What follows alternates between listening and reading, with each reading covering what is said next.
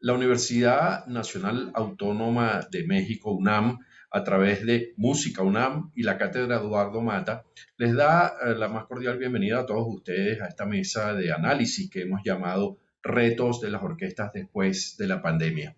Esta cátedra está organizada en el marco del Encuentro Internacional de Cátedras de la Unidad Académica de la Coordinación de Difusión Cultural. Vamos a tener con nosotros en esta ocasión a cuatro grandes maestros: Maximiano Valdés, Ligia Amadio, Emanuele Baldini y José Wolfer, con quienes vamos a dialogar. Ellos van a hacer una presentación de 15 minutos cada uno y luego vamos a tener un debate, una discusión sobre los temas que ellos han hablado y, por supuesto, sobre el tema central del debate. Vamos a comenzar entonces con el maestro Maximiano Valdés, quien es director titular de la Orquesta Sinfónica de Puerto Rico desde 2008 y también director artístico del famosísimo y prestigioso Festival Casals. Es nacido en Santiago de Chile, en el seno de una familia musical, y bueno, ha tenido una amplísima trayectoria internacional que no vamos a detallar ahora porque el tiempo es muy breve y lo que queremos es precisamente escuchar al maestro sobre este tema que preocupa a todos, pues qué va a pasar, cuál es el futuro de las orquestas después de este periodo, bueno, tan complicado que hemos tenido de pandemia. Maestro, tiene la palabra y le doy 15 minutos, le avisaré quizás unos minutitos antes para que sepa que ya se acaba su tiempo. Muchas gracias y bienvenido. Muchísimas gracias a la universidad. Como quizás ustedes saben, tengo una relación en el tiempo larga y de muchísimo afecto por México. He estado muchas veces en varias orquestas y me une no solo un afecto, sino que una admiración profunda por la cultura mexicana y por el empeño que ponen en mantenerla y en hacerla viva. El tema que nos ocupa es un tema que es muy trascendente en el día de hoy y que pone muchas interrogantes hacia el futuro. Desde luego, la pandemia ha sido una oportunidad para ver mejor problemas que ya existían y problemas que quizás no quisimos ver con el detalle suficiente ni quisimos ocuparnos de eso. O quizás ni siquiera pudimos hacer nada para evitar los problemas que han surgido con mayor fuerza precisamente a raíz de la pandemia.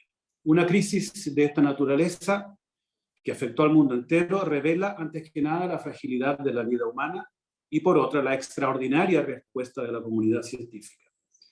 Entre los muchos efectos ha habido, sin embargo, uno de gran importancia. Quizás el exceso de tiempo libre en un comienzo de la pandemia nos permitió usar el tiempo para reflexionar, que es un ejercicio que se hace cada vez menos, por desgracia. Reflexionar acerca del sentido de lo que hacemos y por qué lo hacemos y por qué vimos en ello algo que ahora no logramos encontrar. Especialmente nosotros músicos no vendemos objetos, sino músicas escritas hace siglos que pretendemos dar a conocer la belleza que ellas contienen. Estamos aquí entonces reunidos para hablar de música, primordialmente de música culta, y entender de qué manera su difusión se ha visto afectada cualitativa y cuantitativamente en estos meses de inactividad. Tenemos información de cuánto ha afectado financieramente a muchas orquestas, especialmente en los Estados Unidos, y según los casos, lo difícil que ha sido volver a presentarse frente a un público temeroso de contraer el virus y de músicos que han debido ajustarse a una nueva y en general deficiente acústica producto de paneles de separación y máscaras. Frente a la tarea de regresar en pleno, vale la pena replantearse aspectos que no podemos obviar. Hace muy poco tiempo, el New York Times publicó un artículo del principal crítico de música, donde abiertamente defendía un nuevo tipo de orquesta basada en la diversidad racial, en la inclusión social, y cuya misión fuese la de integrarse en la comunidad a una costa de ver afectada su propia calidad. Esto a demostrar de que el llamado mundo de la música clásica, por mucho que asista y financie conciertos y óperas, ya no logra arrestar la pérdida de convocatoria y el déficit financiero que esto conlleva. Evidentemente, este no es un fenómeno de iguales proporciones en todas partes. El público europeo tiene un mayor nivel de información y en general las actividades musicales están financiadas por el Estado. En gran medida, la falta de conocimiento específico de la música o de la práctica musical a nivel familiar, que es un poco el origen, por lo menos mío y de muchos de nosotros, se ha visto compensada por la brillantez de las presentaciones de las grandes orquestas. ¿Quién no recuerda el impacto de la primera vez que pudo escuchar pues, la Filarmónica de Viena, Berlín, Cleveland o la OCESP, que tuve ocasión y placer de dirigir 2 veces? Pero ha sido suficiente para asegurar el futuro de nuestra actividad el hacer bien música, condición indispensable para revelar su contenido. ¿Es suficiente hoy? Nadie discute que la esencia de la música no sea capaz de tocar nuestras fibras más profundas y que sea la razón primera de nuestro acercamiento a ella. Sin embargo, a no ser que hablemos de un milagro, esto ocurre en la medida en que hay una exposición, un contacto auditivo y emocional directo y relativamente constante. Atraer el público a nuestra orquesta, a nuestras orquestas, garantizar la seguridad económica a nuestros músicos y hacer posible que la música culta logre ser apreciada, entendida y compartida es la gran tarea pendiente.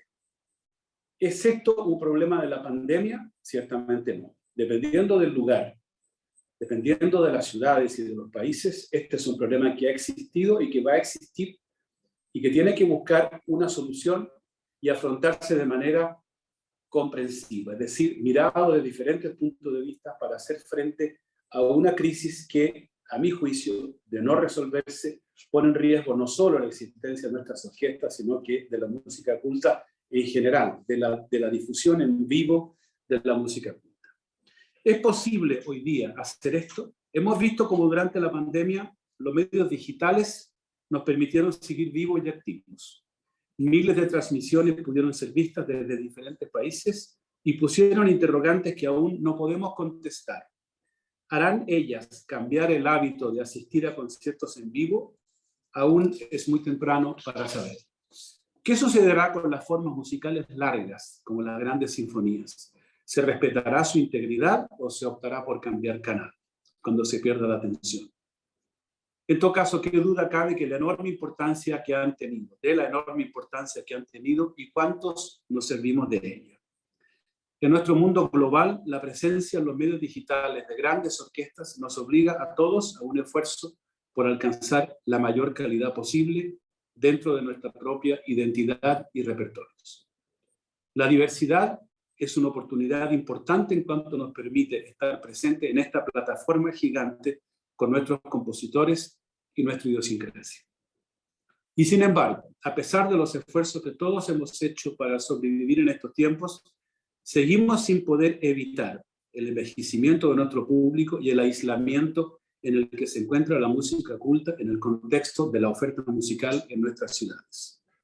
Naturalmente, estoy hablando de las realidades que yo conozco más, que es la actual de Puerto Rico, la de mi país, Chile, y la de tantas otras orquestas en Estados Unidos con las cuales me toca trabajar. Volver la mirada a la comunidad es un primer paso. Repetir nuestro propio camino como músicos es otro. Es decir, educar. Quizás no sea la misión de una orquesta el educar. Por ejemplo, explicar el contexto histórico y cultural en el que nace y actúa Beethoven sea más propio de una universidad. Pero ¿podemos permitirnos de esperar que esta información fundamental la entreguen otros? Si la música culta es el resultado de su propio tiempo y de su cultura, no es necesario contextualizar nuestros programas de conciertos con la información que haga que la razón pase a formar parte, al igual que el instinto, en el proceso de aprendizaje. Cuando se me pregunta qué hemos hecho aquí en Puerto Rico, esta es la respuesta. Obligados a tocar por grupos, hicimos de cada presentación una oportunidad de aprendizaje, organizando los programas en torno a ideas y buscando una interacción con nuestro público. No solo el público de nuestra sala de conciertos, sino también el de pueblos y plazas a lo ancho y largo de esta isla. Nos hemos preocupado de utilizar los medios digitales de manera de estar presentes en las casas de cada uno. Este es un elemento de gran importancia para el futuro. Y no podemos y ni debemos prescindir de ellos. Por último, esa mirada a nuestra comunidad se ha transformado en un acercamiento a músicos locales, a los compositores locales y a generar un movimiento cultural local que garantice el apoyo a lo que hacemos y que genere identidad. Quizás esta palabra, identidad, sea clave en la recuperación del público y en el acercamiento entre orquesta y comunidad. Por muchos años nos hemos preocupado, y yo también, de continuar con una presencia importante de artistas internacionales, pues que garanticen a esta orquesta, a la cual dirijo, un sitial entre las orquestas, sobre todo de Estados Unidos, considerando que Puerto Rico es un territorio de Estados Unidos. Pues bien, en este momento en que las cosas se han puesto más difíciles, el darnos la oportunidad de mirar dentro de nuestra casa y de trabajar con nuestros músicos locales nos ha permitido recuperar público visiblemente y nos ha permitido acercarnos nuevamente a lo que debemos ser, una orquesta en una ciudad, en un país determinado, que cumple con la función de enriquecer la vida cultural entregando obras musicales que han obtenido un reconocimiento universal a lo largo de los siglos porque contienen verdades que tienen que ver con el compositor y su cultura y su vida en un momento determinado de la historia. Sabemos que no es una tarea fácil. La presencia de música popular en nuestras ciudades y las plataformas de las que disponen son enormes e imposibles de contrarrestar. El volumen de recursos que genera es incomparablemente mayor al de las instituciones de música clásica. Estamos convencidos, sin embargo, de que hay un público que quiere escuchar a una orquesta clásica. No habríamos dedicado toda nuestra vida a este arte si no estuviéramos convencidos del valor único que representa en la historia de nuestra civilización. Y por consiguiente, no estemos dispuestos a dar todo lo necesario para sembrarla. Por consiguiente, frente a la pregunta en cuánto nos ha cambiado la pandemia, yo diría nos ha hecho más conscientes, nos ha hecho más responsables de nuestro rol de guardianes de instituciones como la que yo dirijo, que tiene 70 años de vida y que fue fundada por don Pablo Casals. Y a él le debemos este extraordinario esfuerzo de tener una verdadera civilización musical con conservatorio, Festival Casals, escuelas libres de música y esta orquesta, que en 70 años pues, ha tenido grandes directores y los más importantes solistas, y el festival que también lo sigue teniendo. De manera de que mi responsabilidad es, antes que nada, hacia la música y después al grupo de músicos que me toca dirigir. Es novedoso el acercarse a los medios digitales, sobre todo para una persona de mi generación, pero estamos en eso porque estamos convencidos que hay que hacerlo. Ha significado también otro elemento. Las orquestas tienden a organizarse de manera de actuar siempre compactamente con todos sus músicos. Esto nos ha permitido hacer un repertorio completamente nuevo, que he tenido que estudiar muchas de sus obras por primera vez. Y nos ha permitido flexibilizar la orquesta. Nos hemos organizado en grupos y hemos enviado varios grupos de músicos a diferentes partes para hacer transmisiones de diferentes lugares y para dar a conocer además un patrimonio turístico extraordinario como el que tiene esta isla. Todos estos cambios han sido posibles naturalmente por lo que ha sucedido. Tendremos que volver a una cierta práctica de lo que ha sido nuestra vida en estos años. Pero quiero decir que el desafío de dar a conocer el valor de la música sigue siendo más que nunca actual. Y sigue siendo más que nunca difícil. No hay tiempo para la reflexión, no hay tiempo tampoco para querer adentrarse en un arte que significa utilizar la razón y que significa un cierto nivel de conocimiento. Como dije, nadie discute el impacto que la música puede producir por primera vez. Pero esto no es suficiente para que una persona decida al límite abonarse y empezar a asistir a una serie de conciertos que le permitan obtener una cultura en este maravilloso lenguaje. Por consiguiente, todos los esfuerzos que se puedan hacer, teniendo presente una cosa, que nuestra verdad no es una verdad compartida universalmente, ni que los estados están más dispuestos a afirmarlas, como sucede en los países europeos, donde sí hay una prioridad de parte del Estado por afirmar los valores culturales que le son propios, en el caso de Alemania, en el caso de Francia, Inglaterra, España, Rusia, etc. Italia, naturalmente. En los países que estamos cerca de un mundo como el americano, donde las instituciones son libres y por consiguiente la actividad musical tiene que ser un negocio, porque tiene que autofinanciarse, para nosotros que tenemos todavía una orquesta pagada por el Estado, relativamente es más fácil, pero estamos compitiendo con una industria tan enorme de música popular que nos hace difícil poder sobrevivir. Las columnas necesarias para sobrevivir son, primero que todo, la calidad. Una orquesta tiene que hacer bien su trabajo y tenemos que hacer la música al más alto nivel posible, porque solo así va a entregar su contenido de manera convincente y verdadera. Y al mismo tiempo acercarnos a una comunidad al nivel más profundo posible, para que la orquesta sea realmente una continuación de ella y pase a ser, por consiguiente, su futuro indispensable y el futuro de sus músicos garantizado. Esa es mi intervención y muchas gracias. Muchísimas gracias, maestro Valdés. Bueno, estupenda disertación sobre el tema que nos ocupa hoy, que tiene que ver con los retos de las orquestas después de la pandemia. Vamos a escuchar de inmediato a Ligia Amadio, que es una de las más destacadas directoras sudamericanas de la actualidad. Su actuación internacional se extiende por Europa, Asia y América. Bajo su dirección se han grabado un total de 11 discos compactos y 5 DVDs, entre ellos la colección Música Brasileira en el Tiempo, sobre la historia de la música brasileña. Sin duda un proyecto muy interesante. También ella ha impulsado el movimiento de mujeres directoras y ha realizado 3 ediciones del Simposio Internacional de Mujeres Directoras, siendo la primera mujer galardonada en el concurso internacional de Tokio.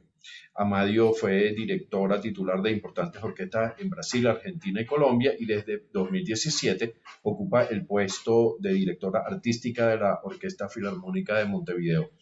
Profesora, maestra, tiene la palabra y tiene 15 minutos. Muchas gracias por acompañarnos hoy.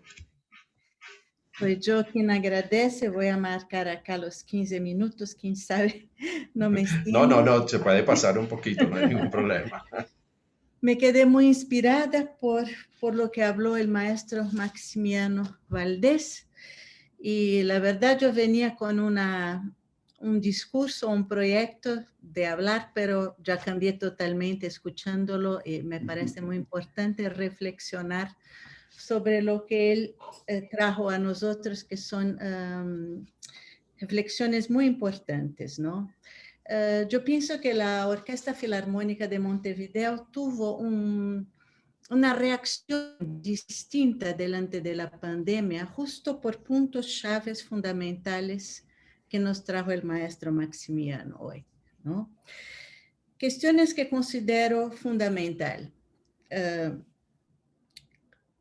Combatir el envejecimiento del público, o sea, buscar maneras de traer público joven a las orquestas. Ya hacíamos esto anteriormente, con mucha intensidad.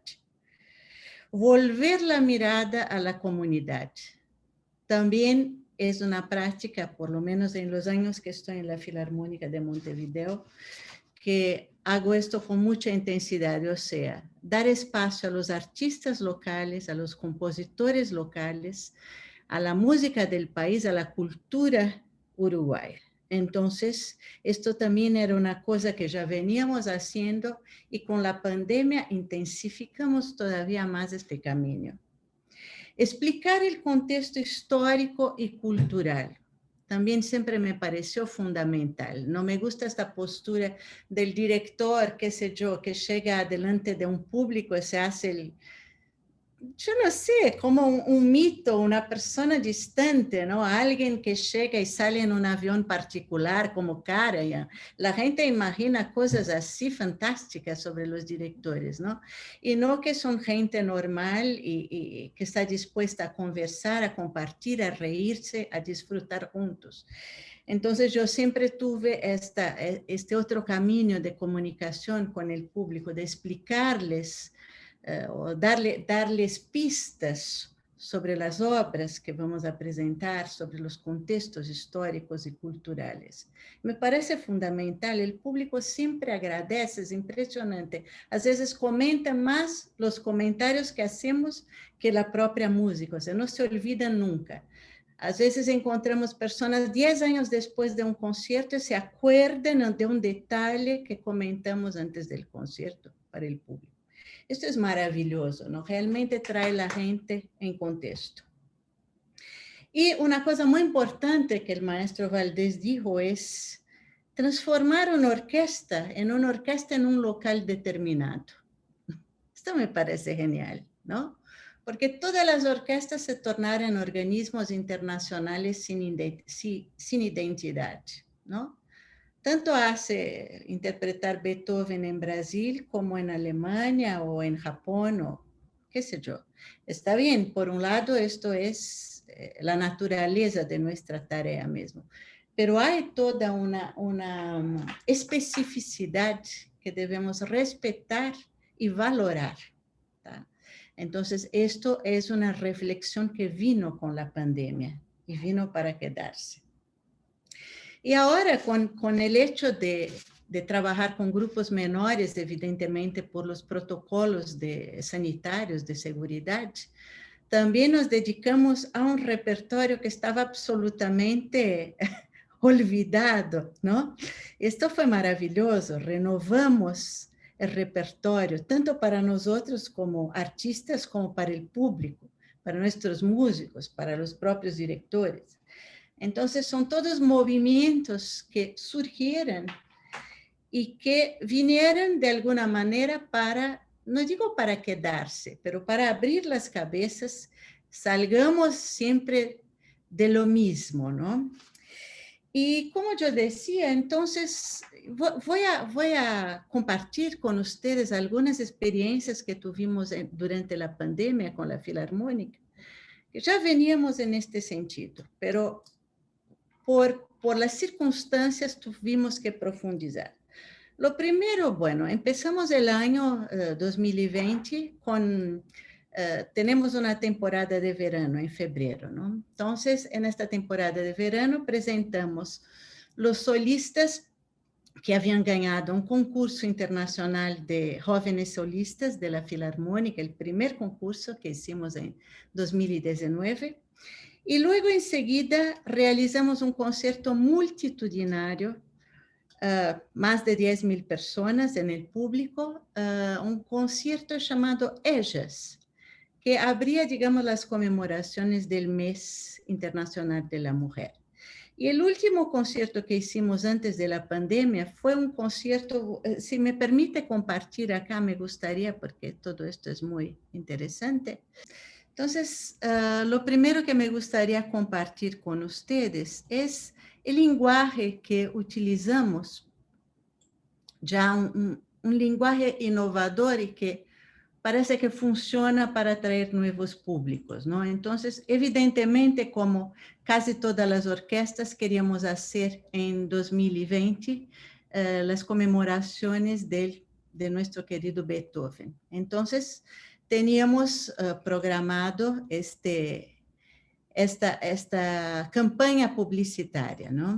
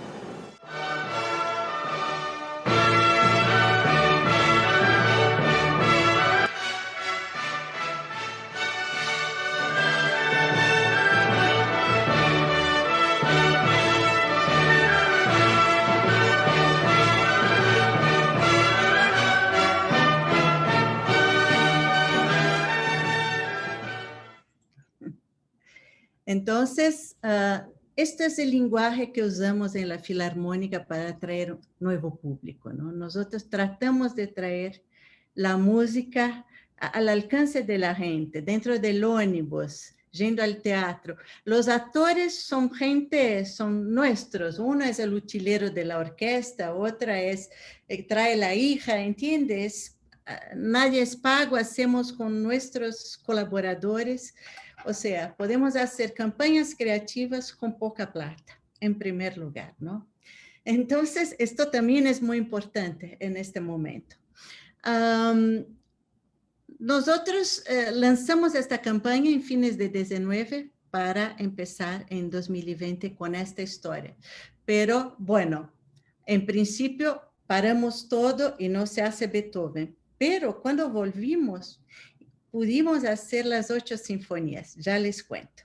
Bueno, esto para contar un poquito cómo funcionan los proyectos de la Filarmónica. Voy a compartir un poco más cuáles fueron los primeros conciertos del año. Sí, perdón. Acá está. Acá. Bueno, entonces... Muy bien. La temporada 2020, como dijo, tenía este enfoque para Beethoven, para Johann Sebastian Bach, estrenos de música latinoamericana, compositoras y directoras, etc. El primer concierto fue de los vencedores de este concurso, que es una manera de atraer los jóvenes a la orquesta, ¿no? Eran jóvenes de 20 años teniendo su primera oportunidad. El segundo concierto en la temporada de verano, un concierto solo de cantantes populares, ellas, empezando el mes de la mujer, ¿no? Y el siguiente concierto que hicimos, que fue el último antes de la pandemia, fue el 5 de marzo, dirigido por una directora negra brasileña, Sara Egino, la primera vez que una mujer negra dirigió en Uruguay, un hecho histórico, y hicimos solamente compositoras mujeres en este concierto. Fanny Mendelssohn, Florence Price, Chiquinha Gonzaga, brasileira, Beatriz Lockhart y Janela Bia, que son uruguayas, y Ethel Smith. Y ahí empezaríamos el ciclo Beethoven con el gran solista Bruno Gelber tocando el primer concierto de piano. Bueno, era este el plan. El concierto popular multitudinario, ¿no? Fue un concierto genial, realmente. Perdón, déjame sacar esto. Quería compartir un poquito con ustedes porque es interesante ver cómo estábamos antes de la pandemia, ¿no? Y acá un poquitito les voy a mostrar de cómo fue esto.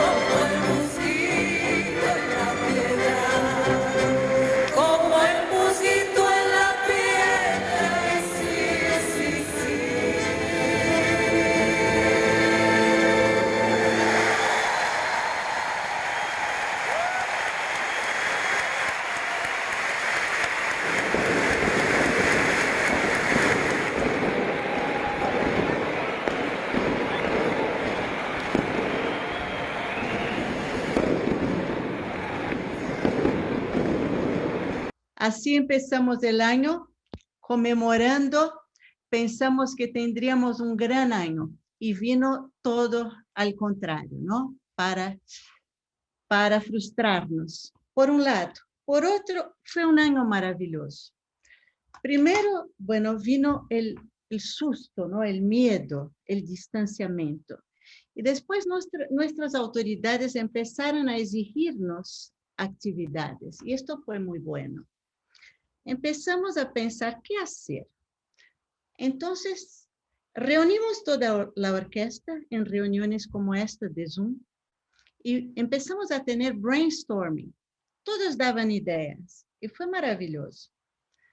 Tuvimos muchas ideas y pudimos realizar varias de ellas. Entonces, una de ellas fue, por ejemplo, realizar una serie de conferencias Zoom, que incluso Emanuel Baldini fue uno de mis invitados, sobre diversos temas y muchos temas ligados a la pandemia. Hicimos 14 conferencias Zoom. Cada una de ellas tenía un público de 1.200 a 1.400 personas por Facebook y YouTube. Y nosotros pudimos enfrentar diversos asuntos, como dijo el maestro Valdés, que nunca parábamos para reflexionar. Quería mostrar un poquitito para ustedes los proyectos de estas conferencias Zoom. Por ejemplo, hicimos videos para niños. ¿Niños que tocan instrumentos sinfónicos? Sí, hay muchos niños que tocan instrumentos sinfónicos. Las orquestas juveniles e infantiles están llenas de niños que aprenden y que se desarrollan tocando los más distintos instrumentos de las familias de cuerdas, de vientos y de percusión. Pero tenemos espectáculos especiales para niños. Mira, este fue un proyecto hermoso. Otro proyecto hermoso que hicimos fue un proyecto que se llama Cantar con tu Filarmónica. Déjame ver dónde está. Este, por ejemplo. Se viene la segunda edición de Cantá con tu Filarmónica. Te quiero es porque sos mi amor, mi cómplice y todo. Y envíanos tu canción por WhatsApp al 099 450800. Somos mucho más que vos. Compartiremos los videos que lleguen en nuestras redes sociales. Quien tenga la mayor cantidad de reacciones tendrá la posibilidad de cantar con la Orquesta Filarmónica de Montevideo. Todos estos proyectos nos trajeron público nuevo, nos trajeron gente que nunca había ido a una orquesta. Entonces, estos y muchos otros. Yo, para concluir, como les dije, voy a pasar este video y ya termino mi parte. Déjame encontrarlo, disculpa.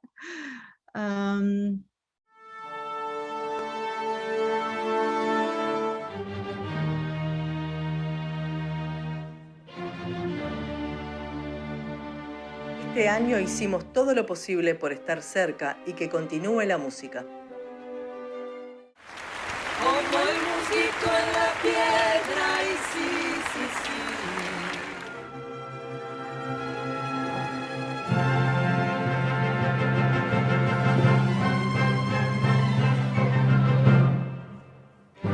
Buscamos nuevos medios para brindar a la ciudadanía contenidos artísticos.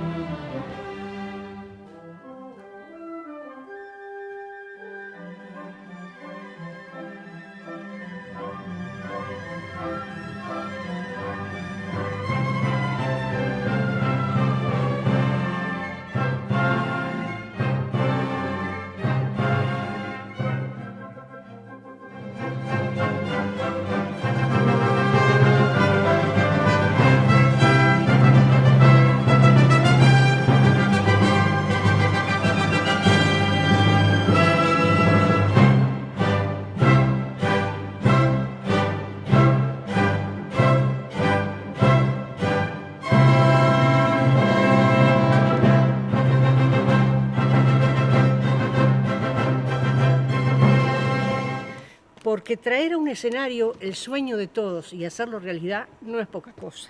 Me parece que esta vez la Filarmónica ha dado un paso más grande aún, porque ha traído al pueblo arriba del escenario. Para que supiera.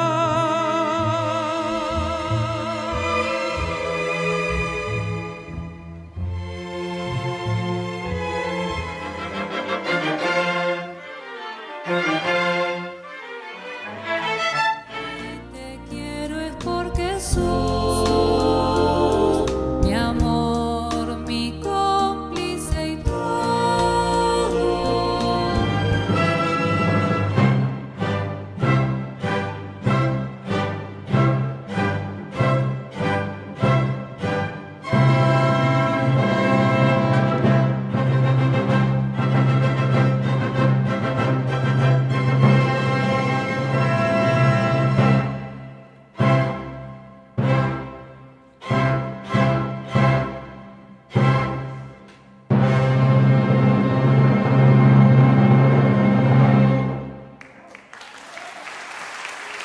Gracias por acompañarnos y seguimos juntos en el 2021. Muchísimas gracias a la maestra Ligia Amadio, que nos ha dado una visión, por cierto, muy, muy positiva de la actividad de la Orquesta Filarmónica de Montevideo, de la cual ella es directora titular y que, bueno, sin duda nos muestra las posibilidades que también hay en la pandemia, o que la pandemia, digamos, de alguna forma ayudó a descubrir, tal cual como nos dijo también el maestro Max Valdés. Vamos con Emmanuel Baldini, quien es nacido en Trieste, Italia, y que sin duda pues ha tenido una carrera estupenda como violinista. Estudió con Corrado Romano, estudió con Ruggero Ricci, estudió dirección orquestal con Isaac Karabchevsky y Franz Shipway, y ha ganado pues importantes premios internacionales como el primer premio de virtuosidad con distinción en Ginebra. Baldini se ha presentado como solista y en recitales alrededor del mundo, y su pasión por la música lo ha llevado también a la dirección orquestal y a fundar el cuarteto OSEPS. Ha intensificado sus labores de enseñanza y comenzado a explorar los vastos territorios musicales del repertorio de Brasil. Bienvenido, maestro, todo suyo los micrófonos. Tiene 15 minutos también. Si se pasa, yo le avisaré, pero hable con toda la calma. Bienvenido. No, gracias. Muchas gracias por la invitación. Es un placer estar hablando de un tema tan importante con personas tan competentes, importantes del escenario latinoamericano. Creo que la primera cosa que la pandemia nos dejó como heranza, es la posibilidad de pensar y de repensar al rol de una orquesta sinfónica en la sociedad.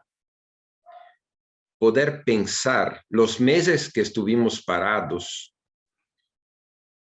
sirvieron, como Ligia dijo, a hacer un brainstorming que fue al mismo tiempo colectivo, reuniendo los colegas, los directores, los colegas músicos, pero también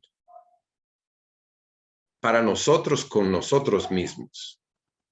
¿Cuántas veces en estos meses en que no podíamos hacer la única cosa que sabemos hacer, que es compartir emociones, pensamientos, ideas a través del arte, de la música?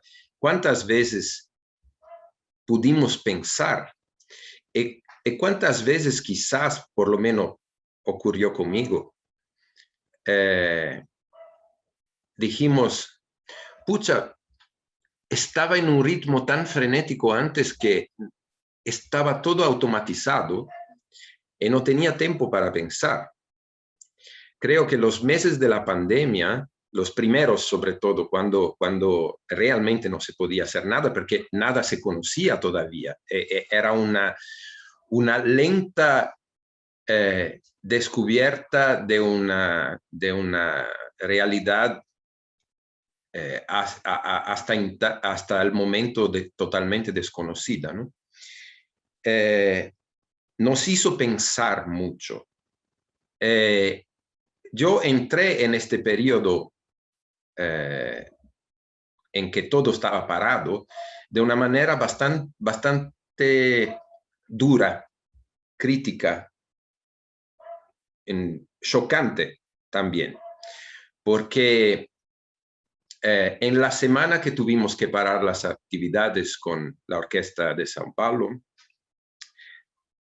también perdimos una exdirectora del coro de nuestra orquesta por causa del COVID, Naomi Munakata, una directora que estuvo muchos años dirigiendo el coro de la OCESP y que fue una de las primeras víctimas en Brasil del COVID.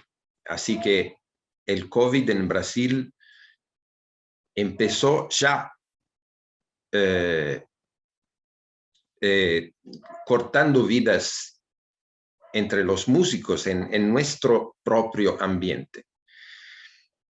Lo que pasó fue que antes de cerrar por completo las actividades en la Sala San Paulo, me pidieron para tocar en el palco, en el escenario de la Sala San Paulo vacía, sin nadie, la Chacona de Bach para violín solo y dedicarla a Naomi Munakata, que fue nuestra directora del coro por tantos años.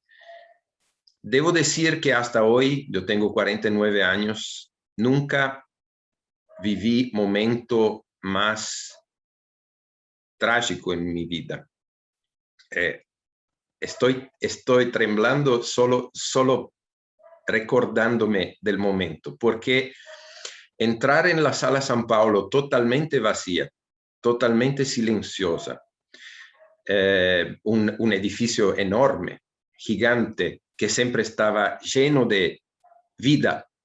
Entrar en esta Sala San Paulo por gran parte oscura, solo la sala iluminada, con una persona con la cámara, nadie tampoco de la producción, porque habían permitido hacer eso solamente conmigo en el escenario, una persona filmando y después arriba una persona controlando la transmisión, ¿no? Era todo en vivo.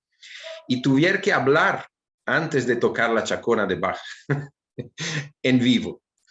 Fue uno de los momentos más trágicos y más intensos de mi vida, y hasta hoy no tuve el coraje de ver nuevamente este video que está en YouTube, pero no tuve coraje. Así que yo entré así con este choque tremendo, terrible en este periodo. Yo creo que la orquesta, una orquesta sinfónica es un organismo que por supuesto es hecho de muchas individualidades, pero como siempre digo, en un grupo musical, cuando se juntan individualidades, nunca es 1 más 1 igual a 2. El ideal debería ser 1 más 1 es 1. O sea, se junta todos para crear una identidad, que por supuesto es hecha también por muchas otras identidades, pero no es una sumatoria, sino un trabajo en conjunto para todos se adaptar y crear una única identidad, un único organismo. Este organismo es un organismo vivo y adaptable como todos los organismos vivos. ¿Por qué digo eso? Porque creo que la pandemia nos mostró cuánto necesitamos adaptar las orquestas sinfónicas a las diferentes realidades. Sobre todo las grandes instituciones sinfónicas en Latinoamérica, las que conozco por lo menos, nacieron, por supuesto, con el ejemplo de las grandes orquestas europeas, de la grande tradición, etcétera, etcétera, etcétera. Pero no podemos olvidarnos del territorio donde estamos trabajando y del territorio que estamos sirviendo, del territorio que estamos intentando enriquecer, educar, formar, difundir la grande arte. Y yo creo que muchas reflexiones se ponen incluso a partir de lo que mi propia orquesta hizo. Surgieron muchos defectos, se podemos decir así, en la gestión ante pandemia de la orquesta, y muchos puntos débiles, podemos decir. Por ejemplo, el personal de la comunicación tuvo que correr atrás de conciertos antiguos grabados por la TV Cultura. TV Cultura es una televisión que graba, no todos, pero graba algunos de los conciertos de la OSESP, que estaban en los archivos de la TV Cultura, nunca pasaban. La OSESP no tenía estos videos y tuvieron que rápidamente entrar en contacto con la TV Cultura para pedir videos de conciertos de las orquestas, que por supuesto deberían ya estar en nuestros archivos y que deberían hacer parte de nuestra programación ya antes.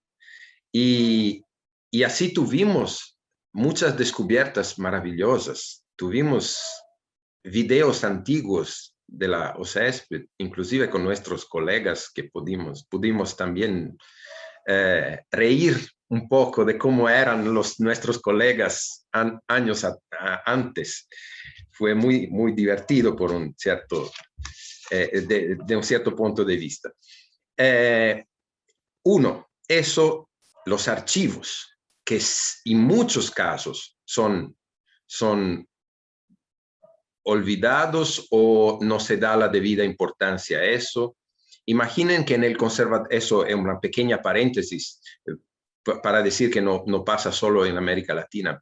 En el Conservatorio de Trieste, mi ciudad, Giuseppe Tartini, compositor barroco, nació en una ciudad a 20 minutos de auto de Trieste. En el Conservatorio de mi ciudad hay todavía manuscritos nunca publicados, nunca editados, de obras de Tartini que nadie editó, nadie publicó, y que si yo quiero tomármelos para trabajar, no puedo, porque las reglas de la burocracia no permiten. Están lá. No sé cuándo alguien logrará tener acceso a esos documentos. Entonces, la valoración de los archivos y de todo el material que la orquesta tiene de su historia. Importantísimo. Segundo, la valoración de los propios músicos. ¿Por qué digo eso?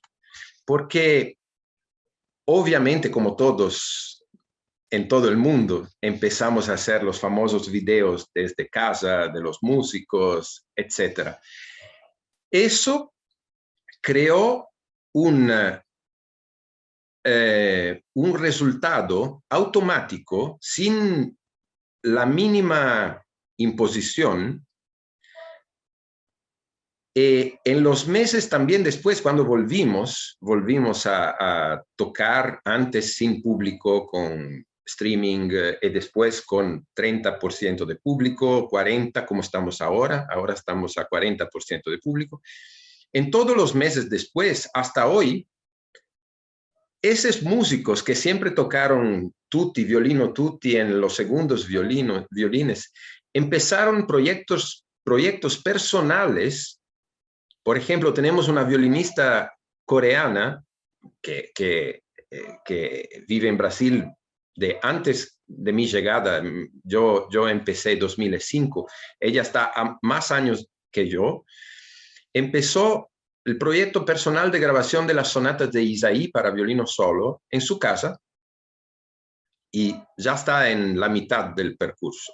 Un otro colega, siempre violinista, empezó su sueño de cuando era teenager, adolescente, que era grabar todos los 24 caprichos de Paganini. Esas eran personas que inclusive yo, concertino de la orquesta, nunca había escuchado tocar una nota fuera de la orquesta. Eso muestra que un pequeño gesto de una institución en el sentido de valorar los propios músicos puede crear un Big Bang, un Big Bang como resultado de producción, de creación, de transformación de sus músicos, dar valor a sus músicos.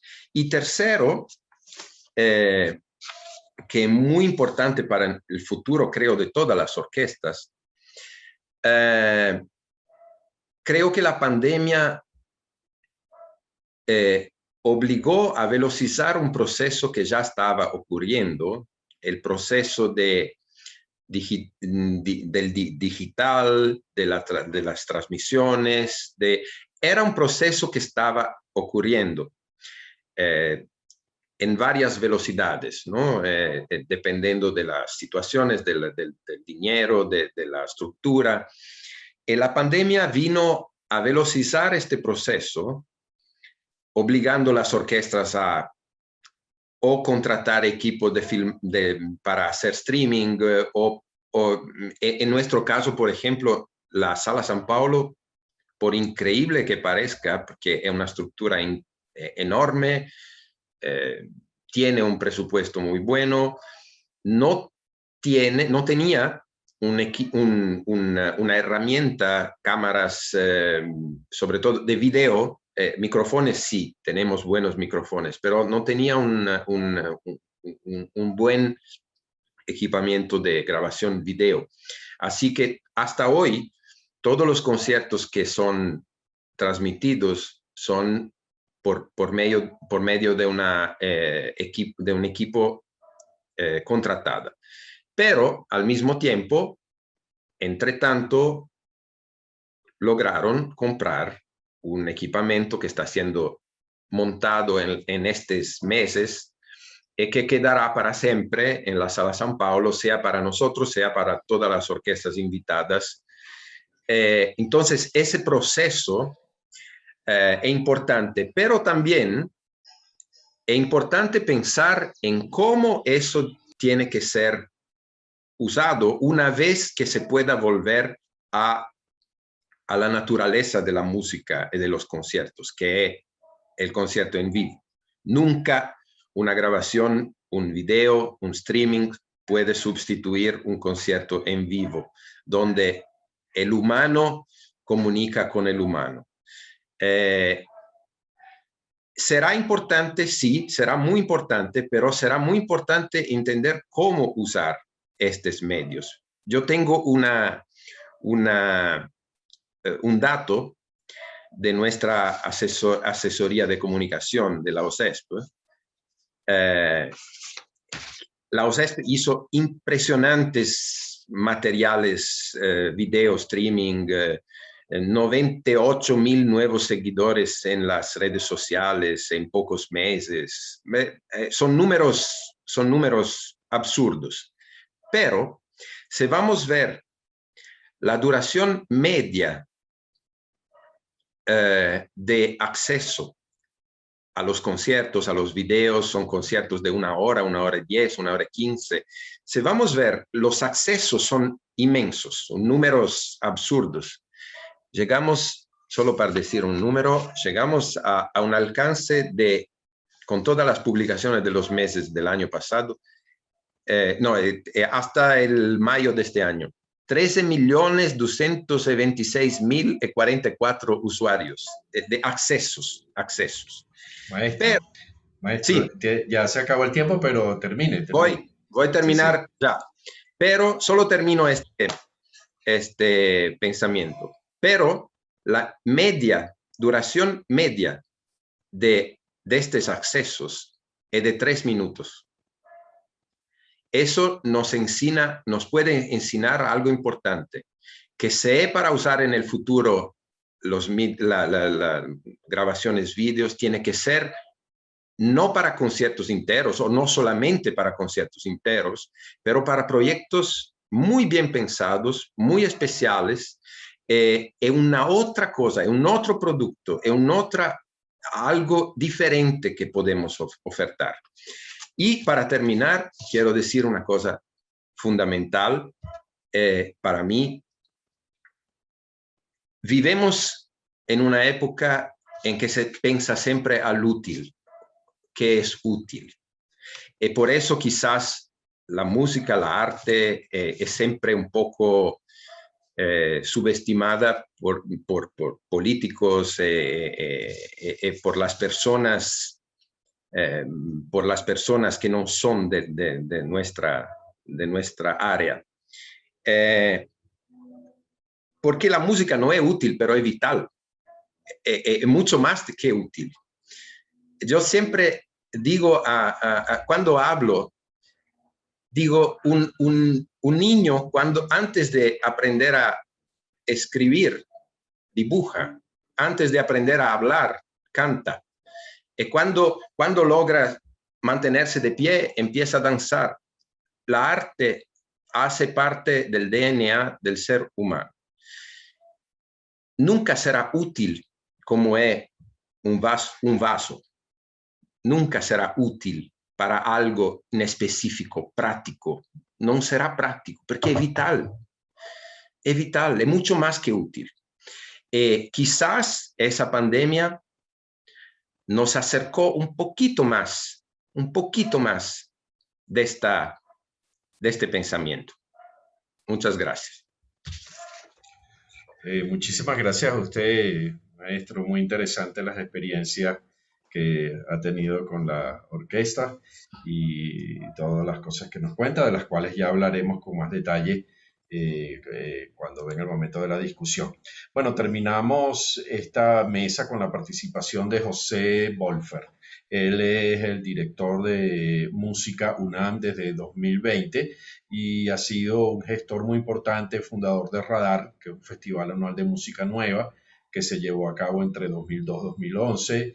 Dirigió el Festival del Centro Histórico y la Casa del Lago de la UNAM y ha hecho curadurías para la Fonoteca Nacional, Radio UNAM, Instituto Mexicano de la Radio, Museo del Palacio de Bellas Artes, Instrumenta Oaxaca y la Academia de las Artes de Berlín, entre otros proyectos de este tipo.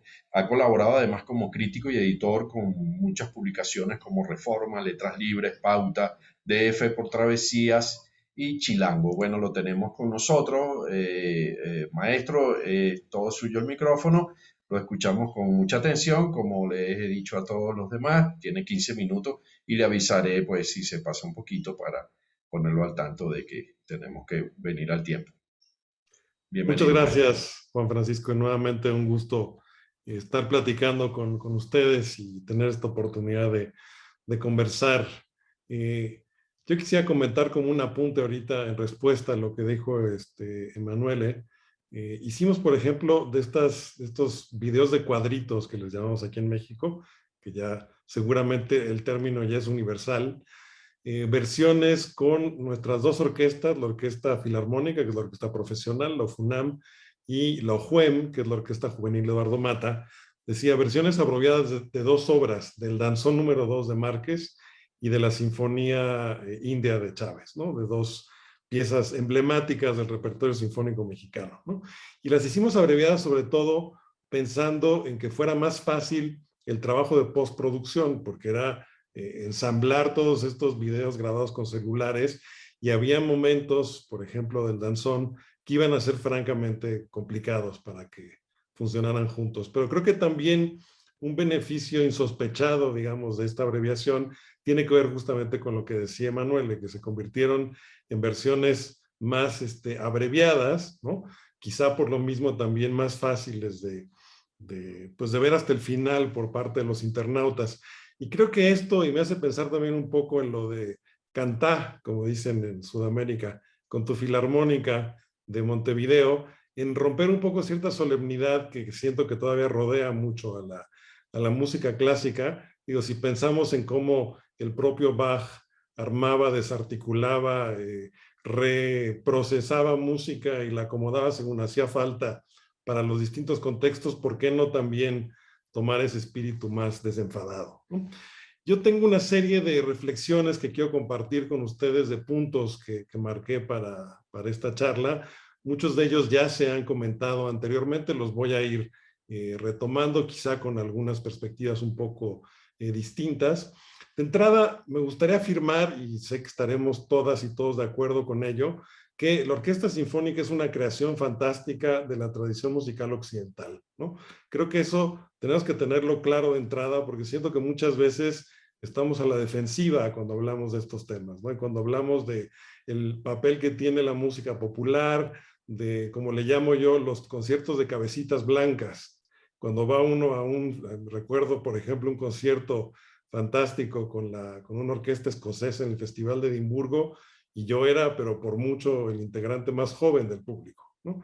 Entonces, esta renovación del público a la que ya se han referido anteriormente. Entonces, creo que de entrada hay que afirmar que la orquesta es un bien cultural con el que contamos, que hay que defenderlo y que vale la pena y que tiene cómo ganarse su sitio, ¿no? Ahora, ¿cómo ganarse su sitio en este contexto actual? Creo que esa es la pregunta. Ahora regresaré a ello.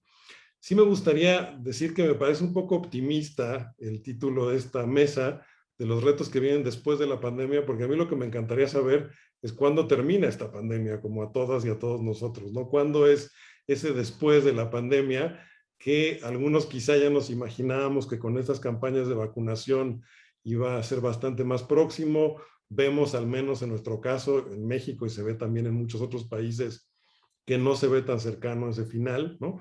Y que seguramente más bien vamos a estar conviviendo con toda esta problemática durante bastante tiempo más, ¿no? Entonces, después de la pandemia, pues ojalá eso sea pronto, pero yo más bien estoy pensando en los retos durante la pandemia y en una suerte de post-pandemia que tendrá algo de lo anterior y mucho de lo actual, digamos, ¿no? Sin duda creo que hay retos específicos de cualquier actividad cultural que sucede durante la pandemia. Los hemos ya han comentado ustedes varios, creo que los conocemos todos, tienen que ver con medidas sanitarias, con recuperar fuentes de ingreso, con que un público que siento que a la vez está deseoso, pero a la vez temeroso, que se aventure nuevamente a venir a las salas. Y ahorita vuelvo al tema digital, que creo que es un tema que es interesante. Pero sí siento que resolver estos nuevos retos va a depender en buena medida de qué tanto seamos capaces de resolver los viejos retos, los que tenemos ya desde antes, los que se enfrentan las orquestas desde hace mucho tiempo, que se viene pregonando el fin de la orquesta sinfónica y si es relevante o no, una especie de ocaso, digamos, anunciado, que no se ha producido y que justamente creo que no se ha producido por buenos motivos. Entonces quisiera primero hablar un poco sobre estos retos específicos nuevos y luego regresar un poco a los viejos retos, a esos viejos problemas de las orquestas. A mí un punto en particular, y lo comentó ahorita el maestro Baldini también, que creo que es importante tener en cuenta, nos queda muy claro a todo aquel que vivimos y que hemos estado en la música, que nada va a reemplazar un concierto físico, un concierto presencial, ¿no? Creo que ese tema está fuera de discusión y yo, que como comentaba ahora Juan Francisco, asumí la dirección de Música UNAM un mes y medio antes de que empezara la pandemia, entonces he tenido poquísimo tiempo realmente de trabajo presencial, lo he tenido en otras tareas, pero no en este en concreto. Pues soy el primero, por supuesto, que quiere que regresemos a lo presencial. Pero creo que hay enseñanzas importantes que derivar de lo digital, ¿no? Si bien no va a reemplazar nunca un concierto presencial, a mí algo que sí me ha motivado mucho desde el principio y que ha sido un motor para redirigir nuestra oferta hacia el ámbito de lo virtual, ha sido la posibilidad de acceder a otros públicos, ¿no? El que no tenemos que limitarnos a las 2,000 y tantas personas que caben en la sala Nezahualcóyotl o en cualquiera de los auditorios en los que trabajamos, sino que al menos potencialmente, y digo potencialmente, creo que es importante detenerse en este punto, potencialmente tenemos acceso a muchísimo más público. Ahora, sucede, y yo mismo lo he visto con el alcance que hemos tenido, y hemos tenido un crecimiento numérico similar al que mencionan de la OCESP en Sao Paulo, ¿no? También me pregunto si no estamos nuevamente convocando un poco a los mismos grupos, ¿no? O sea, se generan también comunidades virtuales que se parecen mucho a las comunidades presenciales, ¿no? Entonces creo que también hace falta romper un mito de que por estar en internet ya está disponible para todo el mundo. Creo que hay que trabajarlo y hay que buscarlo y hay que establecer redes, ¿no? Por eso la importancia de esta palabra de las redes. Pero no perder de vista, y ese ha sido un aliciente para nosotros, este potencial que tiene lo digital, ¿no? De sí poder alcanzar a un número muy grande de gente. Y sí he visto también eso en la experiencia que hemos tenido de los materiales que hemos generado específicamente para las redes.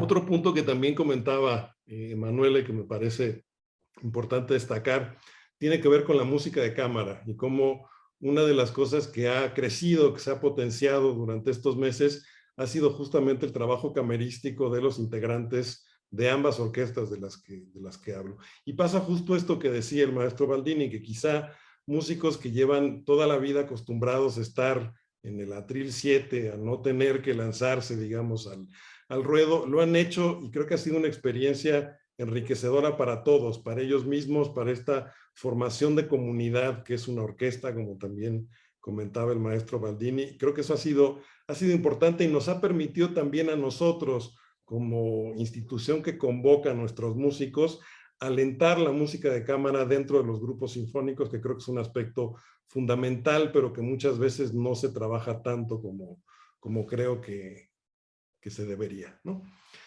Estos, decía, son algunos de los puntos o de los nuevos retos, digamos. Ahora, esos viejos retos a los que me refería en un principio, ya también se han apuntado aquí en esta charla. Creo que estaremos de acuerdo en que muchas veces la programación sinfónica es bien poco propositiva, ¿no? Yo pienso un poco, hago un símil con lo que sería una casa editorial que se dedicara a publicar ficción, por ejemplo, ¿no? Entonces muchas veces siento que las orquestas pues no publican más que novelas de Tolstoy, de Flaubert y de Dostoyevsky, ¿no? Y quieren que constantemente estemos encontrando nuevas maneras de apreciarlas. Yo puedo, por supuesto, apreciarlos a todos y soy un gran admirador de Beethoven, como lo somos creo que todas y todas aquí, y ha sido una parte fundamental de mi formación, pero creo que también las orquestas se anclan demasiado en ese repertorio, ¿no? Y estamos dialogando constantemente con una tradición occidental que hemos importado de otros ámbitos, pero con la que no siempre establecemos otro tipo de diálogo. ¿A qué me refiero con este otro tipo de diálogo? A actuar dentro del contexto, que lo mencionaba también el maestro Maximiliano al principio, ¿no?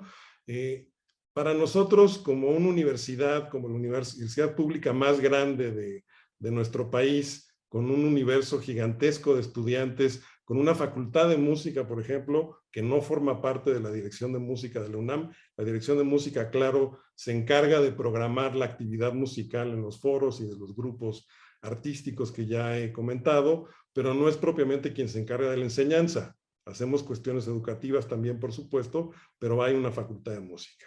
Bueno, tenemos una facultad de música, tenemos un universo cultural universitario, valga la redundancia, que está generando acciones, que está generando inquietudes, y siento que en la medida en la que seamos capaces como institución y como depositarios de dos orquestas de responder a esa realidad, que también seremos más relevantes para ella. ¿En qué estoy pensando? Cuestiones muy concretas, por ejemplo, ¿no? O sea, para un estudiante ya de cierto grado de avance, un estudiante de composición, por ejemplo, tener la oportunidad de que una orquesta como la FUNAM o la OJUEM quizá no toque su obra en un concierto, si es que no hemos llegado todavía a ese punto de madurez, pero que sí puede escuchar un ensayo en donde se toca una simple audición, pues ya representa una opción que difícilmente, que se va a tardar muchos años después en poder conseguir en la vida profesional, ¿no? Entonces, en ese tipo de medidas estoy pensando. También en algo que ha hecho tanto la FUNAM como la OJUEM, en convocar a los jóvenes a que se presenten sobre todo como solistas, ¿no? Y también algunos que ya tienen un poco más de trayectoria como compositores. Es interesante también para mí este caso de la OJUEM, de la Orquesta Juvenil, porque veo a los muchachos y veo el entusiasmo, muchachas y muchachos con el que trabajan, y también creo que en buena medida la OJUEM cumple su cometido cuando se convierte en una plataforma que los lanza hacia orquestas profesionales. Nos pasa con cierta frecuencia cuando estamos en actividad normal, que concursa alguien para la plaza de oboe en otra orquesta o para el primero de los segundos, en fin, y vamos perdiendo jóvenes en ese sentido, pero está bien porque de eso se trata, eso creo que es el propósito de esta orquesta. Decía, cuando uno ve esta actividad, también hay cierta salud y entusiasmo, sin duda, en ese mundo que se nota y que creo que es parte de nuestra labor auspiciarlo, pero siento que a veces está desconectado del contexto, ¿no? Cuando hablamos de que un violinista conoce todo el repertorio clásico, pero nunca ha tocado una pieza de Manuel Enríquez, por decir algo, un compositor mexicano, me parece que ahí estamos incumpliendo, que ahí nos está faltando una parte de nuestra labor. Creo que tiene mucho también que ver con que nuestros referentes suelen ser los polos tradicionales de la cultura occidental. Nos fijamos, seguramente esto pasa también en el resto de América Latina, estamos muchas veces mucho más pendientes de Nueva York, de París, de Berlín, de Viena, ¿no?, que de Sao Paulo, de Montevideo, de Buenos Aires, de Puerto Rico, ¿no? Por eso también celebro este tipo de iniciativas que nos permitan tener este tipo de diálogo. Creo que esa vinculación con nuestros vecinos, y justo hemos platicado de un proyecto, que tiene que ver con Sao Paulo, con los CESP, que espero que culmine pronto, ya lo hemos avanzado un poco, esa vinculación con los vecinos y con generar una especificidad cultural latinoamericana, digamos, hasta donde eso se pueda, salvando por supuesto todas las diferencias y las identidades propias, creo que también es un factor positivo que hay que tomar en cuenta. Y por último, para no pasarme de mis 15 minutos, Juan Francisco, creo que también, a mí me pareció muy revelador en ese sentido lo que vimos de la directora negra al frente de la orquesta. Creo que tenemos una gran labor pendiente en las disparidades que hay en cuestiones de género, étnicas, por supuesto, sociales también. La escasez, por ejemplo, de mujeres directoras creo que sigue siendo lamentable y es un tema que tenemos también pendiente.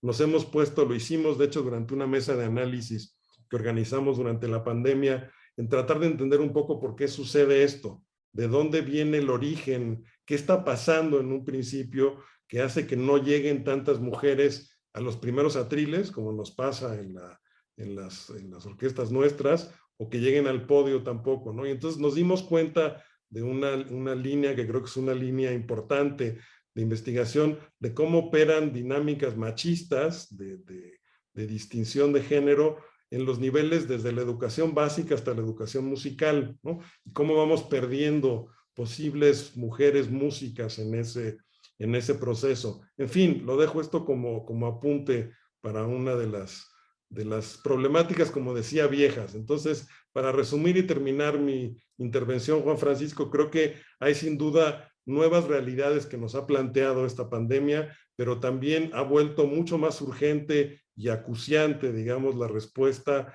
a las problemáticas que ya conocíamos desde antes, ¿no? Hasta ahí por lo pronto. Gracias.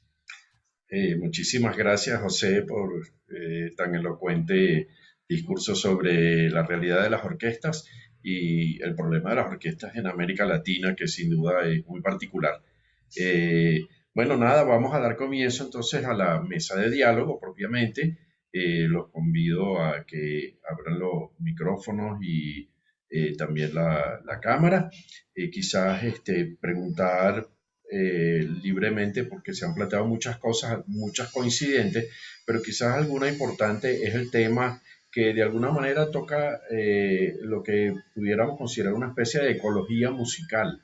Es decir, que la orquesta es un dinosaurio en peligro de extinción y que eso se dice también de otras cosas como el libro, pero yo veo que detrás de José Wolfer tiene una biblioteca gigante allí, maravillosa. Entonces, el libro ha estado condenado a muerte desde que apareció el PDF, la digitalización, el libro electrónico. Sin embargo, siguen existiendo librerías, se siguen vendiendo libros, incluso ahora se venden discos de acetato nuevamente. Es decir, existe toda una industria que sigue funcionando de alguna manera.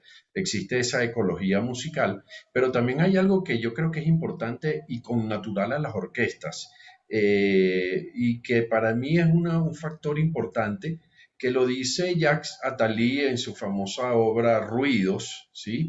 Que ya tiene sus años, pero él dice ahí algo que a mí siempre me ha llamado, una frase que a mí me ha llamado siempre mucho la atención, que dice que toda orquesta es una demostración de poder. Y yo creo que esto es muy importante. La arquitectura también lo es decir, se van a seguir construyendo edificios monumentales solamente para ostentar, solamente para mostrar poder. la orquesta sinfónica es un aparato de poder, no cabe duda, y la gente que maneja el poder le gustan las orquestas sinfónicas porque muestran eso. Y eso solo se muestra cuando tienes 100 personas tocando en una orquesta. Entonces, quisiera también una reflexión sobre esto, porque esto de que las orquestas van a morir y de que tenemos que renovar los públicos, etcétera, a veces está distanciado de esta otra reflexión que también creo que es importante. Es decir, decía el maestro Baldini que la música es importante, que es vital, que va más allá de lo útil, pero es que yo creo que estas cosas también, una plaza a lo mejor es inútil, pero las plazas son fundamentales en las ciudades. Por ejemplo, un parque a lo mejor es inútil, pero depende de lo que entendamos por útil e inútil para quién y para qué. Entonces quizás pudiéramos comenzar a hablar un poquito de esto. Tenemos media hora por delante y podemos explayarnos en las cosas que dijimos. Pero dejo esto como, digamos, un aliento para la discusión. Igual, yo quisiera recoger tu testigo, Juan Francisco. En esta discusión del ocaso o el fin de la orquesta sinfónica, yo creo que algo que hay que ya tener en cuenta, a mí me ha quedado cada vez más claro conforme pasan los años, es que no hay que caer en falsos enfrentamientos tampoco, ¿no? O sea, creo que no tiene que haber una guerra entre la música popular y la música clásica, o la música seria, por llamarla de alguna manera. Por eso me pareció especialmente llamativo este experimento de cantar con tu filarmónica, ¿no? Porque creo que representa una manera muy desenfadada, muy espontánea de tender ese tipo de puentes. Y también, la reflexión sobre el poder creo que eso es inevitable en el caso de la orquesta y nos da pie para muchos asuntos, y sin duda es una estructura que surge como resultado de un poderío, ¿no? De una demostración también de poderío, pero no olvidemos también lo que representaban aquellos conciertos organizados por Beethoven, ya que mencionábamos el aniversario, ¿no? Donde él juntaba a sus músicos y se convertía en la primera ocasión para tener acceso a la música sin que hubiera un aristócrata o un mecenas de por medio. A donde quiero llegar con esto es que siento que también, en la medida en la que seamos capaces de aceptar que la música sinfónica puede sí tener un nicho, no sé qué tan grande o pequeño, quizá no tan grande, o sin duda no tan grande como hace 200 años, pero que puede coexistir con otras formas de expresión, llámense populares, ocultas, y en la medida en que sepamos potenciar esa especificidad de la orquesta sinfónica, creo que será mucho más fácil la supervivencia. Si entramos en una batalla de lo popular contra lo clásico, digo, los números son avasalladores, ¿no? Vamos a perder, sí. Sin embargo, hay algo interesante, y que es que, digamos, sin duda hoy en día hay muchísimas más orquestas en el mundo que las que había hace 200 años. Pero hace 200 años tampoco es que había orquestas en todos lados, solamente en los centros de poder. Vamos a estar claros. Y la música sinfónica, por ejemplo, se difundía a través de las versiones para piano a 4 manos. Entonces, era así que se conocían, es decir, el equivalente a la grabación sonora actual. Entonces, existía toda una industria editorial que hacía versiones fáciles, versiones abreviadas, como creo que estaba diciendo, tú mismo estabas hablando de la versión abreviada de los mambos o del danzón de Eduardo Márquez. Además, aclaro, nos lo autorizó él mismo, ¿eh? Sí, exactamente. Directamente con Arturo. Que me pareció una analogía interesante con esto, con la industria editorial que hacía versiones fáciles. De hecho, de eso vivía la industria. No de editar sinfonías, porque eso, ¿cuánta gente podía comprar eso? Sino de editar piezas a 4 manos que la gente tocaba en su casa. Entonces, yo creo que estamos en una situación bastante parecida, pero por supuesto con otros medios. Pero creo que estas experiencias, por ejemplo, lo que dijo Ligia, maravillosa, de su orquesta, pues a lo mejor nos puede hablar un poquito de esto. ¿Qué perspectiva ves sobre eso? O el maestro Max, no sé qué. Sí, yo tengo el asunto que tengo un ensayo, así que me queda poco tiempo para poder participar de esto. Lo que se dijo, cada uno aportó su experiencia, dependiendo naturalmente de dónde vive. Nadie tiene quizás más que lidiar con la música popular que yo. Todos los reggaetoneros son puertorriqueños, así que los tengo en casa. Y naturalmente más de alguno pretende tocar con la orquesta sinfónica. Y le hemos dado espacio, hasta Daddy Yankee ha participado y Bad Bunny también han participado, no los he dirigido yo. Pero con esto digo de que yo tengo una orquesta que está sumamente anclada en la gente y en el país, yo diría en el pueblo. De modo de que el repertorio popular que la orquesta tiene es muy vasto, de danzas populares puertorriqueñas antiguas del siglo XIX hasta la música popular contemporánea, con una serie de conceptos pop importantes. Por el hecho de estar tan cerca de Estados Unidos, tenemos muchísimo acceso a eso. Naturalmente, la crisis de la orquesta, como se dice, también proviene de razones prácticas. Son instrumentos caros. Son muchos músicos. Y son músicos, por ejemplo, la orquesta que yo dirijo está pagada 52 semanas, que es el equivalente a una gran orquesta norteamericana. Es decir, yo creo que en Estados Unidos deben haber 20 orquestas pagadas todas las semanas del año. En cambio, hay muchas otras que no lo están. Entonces, programar para 44 semanas en una ciudad de 600.000 personas es diferente a programar en Sao Paulo, o en el mismo Santiago de Chile, que tiene 7 millones, o en Buenos Aires. De manera que los problemas se agudizan según sea, ¿no?, las condiciones en las cuales estamos todos viviendo. Ahora bien, yo sigo insistiendo que aquí lo que importa es la vigencia de la música clásica y cómo podemos hacer para mantener su vigencia viva. Y cómo podemos hacer para volver a enamorar a las personas con la música clásica. Citaron a Bach, pero también se puede citar a todo el repertorio completo y no necesariamente ir a buscar los elementos que de alguna manera pueden acercarnos, pero que evitan tocar este punto. ¿Qué hacer para traspasar los valores de la música clásica y las personas se sientan ilusionadas con participar en esto? No solo en la música contemporánea, también en la música tradicional. Lo que se dice respecto del desdoblamiento de una orquesta es fundamental. Lo que decía, por ejemplo, el maestro Baldini. También nosotros hicimos grupos de músicos que hicieron el repertorio. Chicos que tocaban en la fila atrás en las violas se pusieron de acuerdo y hicieron el repertorio juntos. Y esto nació un tipo de orquesta casi como una cooperativa, que está muy bienvenido que sea. Y que es muy importante que sea así. Y que nosotros los directores seamos capaces de interactuar con ellos. Y de buscar un resultado final en el cual cada uno pone su parte y cada uno pone su iniciativa. Pero repito, son instrumentos caros y como muchas veces los conciertos dejan pérdida, las autoridades dicen hagan algo para que yo tenga que seguir poniendo dinero encima. Ahora, el problema de dejar pérdidas, ahí está todo. ¿Cómo poder llenar la sala? Y frente a eso, yo repito que creo que la educación es fundamental junto con la calidad. Son dos cosas fundamentales. Pero cuando hagamos mal, necesitamos una orquesta grande. Y en el fondo los países pueden gastarse una cantidad para mantener orquestas importantes en vida. Yo creo que pueden hacerlo si tenemos las prioridades en el lugar correcto, ¿no? Creo que hay que luchar para mantenerlas, no solo porque es mi trabajo, pero mantenerlas porque pueden aportar un repertorio que de otra manera no se puede escuchar.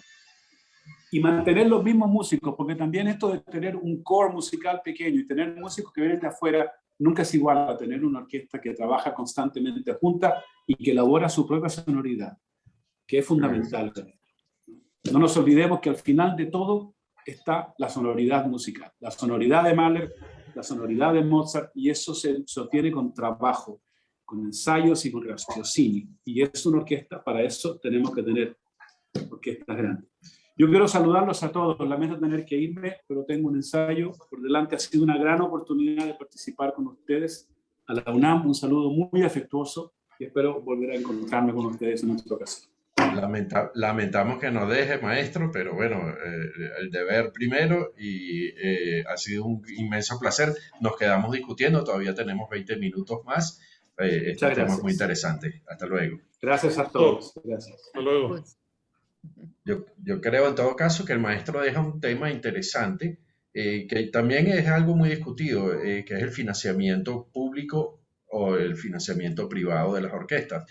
América Latina creo que se ha caracterizado porque las orquestas de alguna manera han tenido hasta cierto punto más financiamiento público que por ejemplo en Estados Unidos, que prácticamente son orquestas privadas. No sé cómo es exactamente porque este tema se discute poco, pero es interesante y yo creo que es fundamental porque de alguna manera la sobrevivencia de las orquestas depende del financiamiento y como dice el maestro Max Valdés, las orquestas son caras, sin duda, muy caras. Entonces, quizás pudiéramos hablar un poquito de esto, porque justamente el gran problema es justificar ese aparato tan grande, tan costoso para tan poquita gente, ¿no?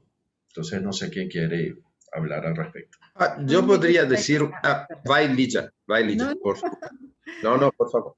Bueno, solo una reflexión a este respecto. A mí me parece realmente que hay que tener grandes organismos para interpretar toda la música, ¿no? Músicas que exigen estos organismos orquestales grandes y estar preparado para esto, pero también se puede utilizar la orquesta de manera más dividida y llegar hasta el público. Esto es importante, ¿no? Las dos cosas, los dos movimientos. El público muchas veces no va hasta el teatro, tiene miedo al teatro. El público más sencillo, más humilde. Entonces nosotros tenemos que ir hasta el público, ¿no? Y para esto dividimos la orquesta en grupos menores para ir a los lugares. Este año vamos a hacer una experiencia muy interesante por primera vez porque tenemos un proyecto de descentralización, que así llamamos, muy fuerte, o sea, de ir hasta los barrios y tocar para la gente. Pero este año, por los protocolos sanitarios, como la mayor parte de los lugares no ofrecía condiciones para la orquesta, ¿no? Con los protocolos como tienen que ser, seleccionamos 5 teatros. Hicimos una mini temporada en 5 teatros descentralizados. Esto abre una perspectiva nueva de formación de público, porque vamos 4 o 5 veces en cada uno de estos teatros. Hacemos un programa y visitamos los 5 teatros. Hacemos otro programa, visitamos los 5 teatros. Entonces, esto me parece muy importante. ¿Por qué? Porque en estos barrios vamos a estar formando un nuevo público. Y no solamente ir una vez al año, una vez cada 2 o 3 años. Y es no, ya es una rutina de así, opa, este año voy a ver 5 veces la Filarmónica. Esto es un proyecto de educación también musical, ¿no? Entonces, solo esto quería compartir, que sí, las orquestas son muy caras y hay que aprovecharlas bien. El político siempre piensa en esto y hay que dar respuestas a ellos también, porque ellos tienen preocupaciones que son importantes en la verdad, ¿no? ¿Qué hacer con el dinero público? Y no se puede gastar millones con una orquesta que solo va una élite, siempre los mismos, a asistir a esta orquesta. Entonces es usar un dinero público importante para devolver este dinero solo para los ricos. No puede ser así, ¿entiende? Tenemos que ofrecer nuestra música a toda la sociedad. Emmanuel, sí, iba a decir algo. Yo iba a decir algo. Este asunto privado o público es siempre muy... Yo lo veo muy... La tendencia es siempre extremizar un poco todo, ¿no? Son los partidarios del público a cualquier costo y los partidarios del solo privado, que vimos que creó algunos problemas en los Estados Unidos, en algunas orquestas. Yo creo, ¿por qué no? ¿Por qué no? Defiendo una colaboración entre público y privado que ya mostró sus efectos benéficos en varias instituciones. Yo no conozco las realidades de otros países de América Latina, pero en Brasil ahora hay algunas orquestas, no solamente la mía, hay algunas orquestas que son fundaciones privadas, público-privadas, con importantes aportes del gobierno, en el caso nuestro del gobierno del Estado de São Paulo, pero absolutamente abiertas a un importante financiamiento privado también. Creo que ahora los números dicen que más o menos el 50% ya privado del presupuesto de nuestra orquesta. Entonces es una alianza entre público y privado que funciona muy bien. Nosotros pudimos volver, primera orquesta en Brasil, a volver volver sin público primero y después con público. El 1 de agosto fue la primera orquesta brasileña. Y pudimos volver porque habíamos un contacto prácticamente diario con el gobierno del estado de São Paulo, que es nuestro principal sostenidor, quien paga mucho dinero. ¿Por qué? Porque con la estructura que tenemos, con el edificio grande que tenemos, tuvimos la oportunidad de preparar un protocolo de vuelta absolutamente minucioso, usando el hecho que el edificio es enorme, así que podía tener distanciamiento. Todas las semanas, el lunes, test de COVID para todos los funcionarios y todos los músicos, distanciamiento en el escenario y todo más. Y el gobierno estaba a nuestro lado, es importantísimo eso, y pudimos volver por eso. Por otro lado, el hecho de ser una fundación nos saca un poco todos los problemas de burocracia que normalmente el poder público tiene, ¿no? Todo es más lento, todo es más complejo, todo es más burocratizado. Así que yo creo que se puede caminar juntos. Eso es siempre un desafío, pero es siempre mejor cuando es posible caminar juntos y no simplemente cerrar la puerta a una de las dos posibilidades, ¿no? Sí, gracias, Emanuel, muy interesante. Sin duda, creo que debe haber diferentes experiencias. Tú hablabas también de no olvidarnos del territorio donde estamos sirviendo, donde estamos actuando, y Ligia acaba de decir sobre una experiencia muy interesante, esta de llevar, digamos, 5 veces al año la orquesta a un teatro donde está segura de que la gente del barrio no se va a sentir intimidada de ir, porque ese es su teatro, que es diferente de ir al teatro al Solís de Montevideo o al teatro de la Orquesta de Sao Paulo, porque siente que ese no es su lugar o que allí no va a ser bien visto, o no sabe cómo vestirse o yo qué sé, pero en el teatro de su barrio es importante. Y yo quiero vincular esto precisamente con la experiencia que es propia de América Latina. Nuestras orquestas sinfónicas son de los años 30, de 1930 en adelante, y se formaron básicamente porque vino el cine sonoro. Al venir el cine sonoro, todas las orquestas de cine ya no tenían trabajo, entonces dijeron, bueno, ¿qué hacemos? Vamos a formar una orquesta sinfónica, básicamente. Eso fue lo que pasó.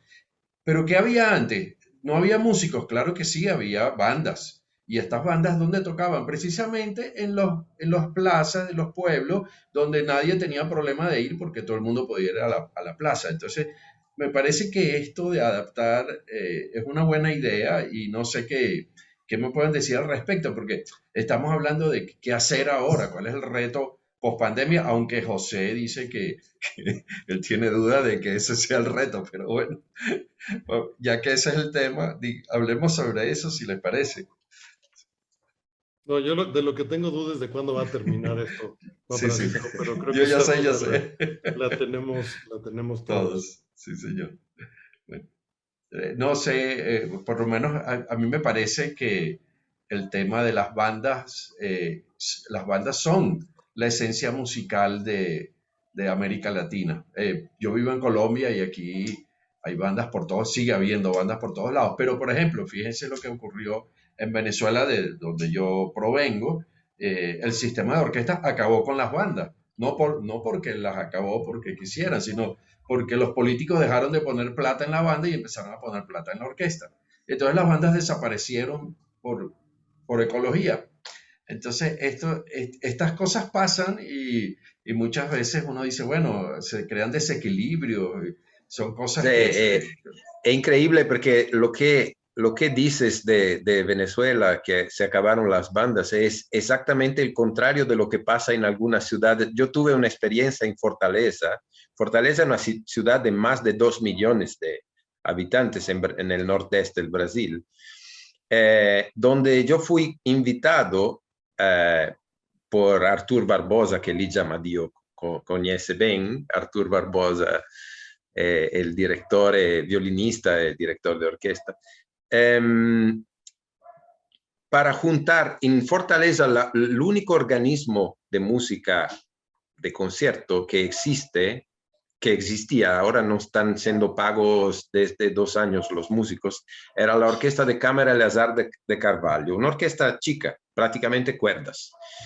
Y él quería justamente sensibilizar a los políticos, entonces pensó en algo sensacional, juntar esta orquesta de cámara chica con 2 bandas de la ciudad y formar una orquesta sinfónica improvisada y hacer un concierto en el Grande Teatro José de Alencar, que es lindo en Fortaleza, para sensibilizar a los políticos. Bueno, primera cuestión,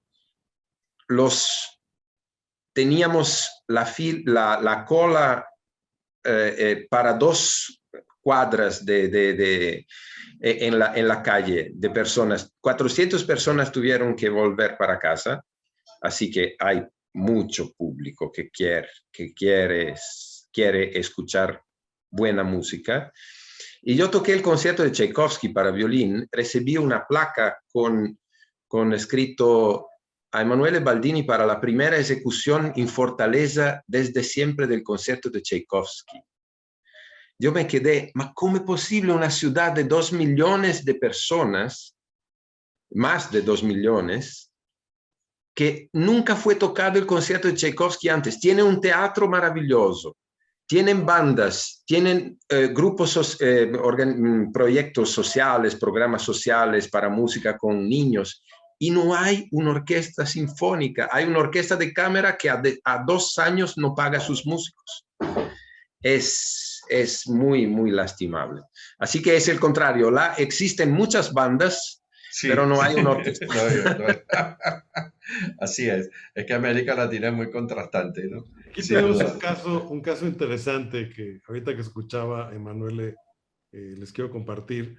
Normalmente las orquestas en México se nutren, estoy simplificando evidentemente, pero se nutren para sus metales de 2 fuentes, o de Estados Unidos o de Oaxaca, ¿no? ¿Y por qué de Oaxaca? Oaxaca es el estado en el sur de México con mayor población indígena, con mayor diversidad indígena, donde la tradición de las bandas que tú mencionas, Juan Francisco, sigue absolutamente viva, ¿no? Entonces es un semillero de alientos y de maderas, claro, y de metales, ¿no?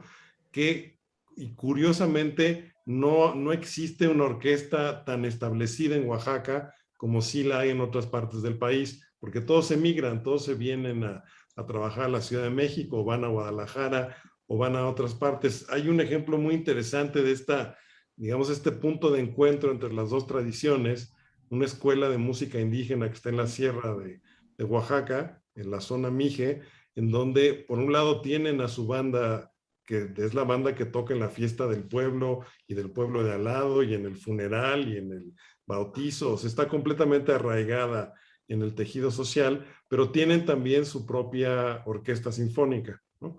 Entonces, qué bueno que señalaste esto de las bandas. Yo agradezco el comentario porque nos devuelve pues al origen y a una de las partes que sigue siendo muy vigentes, pero que nuevamente la escasez de dinero, como lo que mencionaba el maestro Baldini, de agrupaciones que no reciben un pago durante mucho tiempo y se van desmembrando. Nosotros tenemos la fortuna, como creo que también ya se ha comentado, de tener financiamiento público y de no tener que estar pues ganándonos la vida sábado a sábado, como pasa con muchas otras organizaciones, ¿no? Claro, sí. Bueno, ya nos queda muy poquito tiempo y yo quería quizás tocar un último punto de las cosas que se dijeron. Tiene que ver con la valoración que mencionaba Emmanuel de los archivos y de los músicos, ¿no? El darse cuenta Y quiero narrar una experiencia muy breve. En algún momento yo trabajé con la Orquesta Sinfónica Municipal de Caracas tratando de hacer un proyecto que era comenzar a tocar música latinoamericana. Y una de las cosas pues que era problemático es dónde están las partituras de la música latinoamericana. Estamos hablando de 1992, un poquito antes del 92.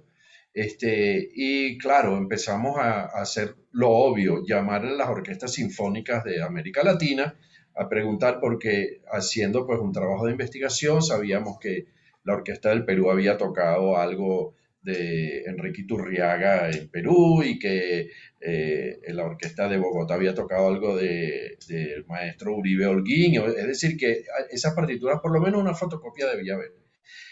Bueno, nos dimos cuenta de este desastre, de que los propios archivos de las orquestas están, es un desorden, no saben qué tienen, y ahí está gran parte un poco, me recordó cuando hablaba de lo de Tartini y Trieste, ¿no? Entonces, eso pasa igual en América Latina con la diferencia con Europa, que mucha de esa música no está editada y es la única fuente está en los archivos de las orquestas. Sobre esto se habla muy poco y creo que es un tema muy importante y que quizás la pandemia ha también puesto al descubierto, porque tocar música latinoamericana, el gran problema es conseguir las partituras, no es tocar la música latinoamericana.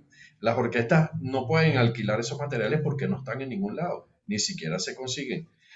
Hay que trabajarlos, digamos, persona a persona, archivo a archivo. Entonces, bueno, quisiera una última reflexión antes de irnos sobre este tema. Este es un tema fundamental, Juan Francisco. A mí me parece que es lo que todos nosotros tenemos que dedicarnos con mucha seriedad, ¿sabe? Sí, señor. Hay poco valor y poco esfuerzo en este sentido, ¿no? Los directores en general son muy acomodados en hacer lo que es fácil para ellos, ¿no? Prefieren tomar un buen vino que hacer un trabajo así de campo, difícil, duro, porque es duro. Es duro, como decís, lograr los materiales, convencer los archivistas, que a veces son una especie particular, ¿no? No es verdad, estamos lidiando con seres humanos, ¿no? Es muy duro, ¿no? Yo soy testigo porque trabajé 12 años con la Sinfónica Nacional en Brasil y yo decía, nada entra acá que no quede una fotocopia para la orquesta. Somos piratas absolutos, pero no con la falta de respeto a los compositores. Al contrario, tenemos que tener allí partes de estudio y los materiales, aunque paguemos para alquilar y para ejecutar todo esto. Pero ¿qué pasa? La mayor parte de las orquestas no solamente nos da el valor a tener los materiales, como no los clasifica, los echa a la basura. Es realmente trágica la situación. Así es. Sí, sí, realmente trágica. Y por otro lado, el suceso, el éxito fácil, ¿no? Digamos, dirige mucho los programadores de teatros y orquestas. No se preocupan en mezclar las programaciones a fin de traer nuevos compositores, música contemporánea, música latinoamericana, lo que sea. Es nuestra responsabilidad. Tenemos que entender esto más que nadie. Es nuestra responsabilidad. Tenemos que trabajar en esto, dedicar nuestro tiempo a esto. Para eso somos pagados, ¿no? No solo para el otro, ¿no? Entonces, es un tema muy serio, Juan Francisco, y me alegro mucho que hayas hablado de esto. Yo, en los últimos años, hago una cruzada a este respecto. Todas las veces que tengo ocasión de hablo de esto. Y a veces hablo con la gente joven, los directores jóvenes que quieren hacer una carrera, no saben cómo empezar y todo esto, ¿no?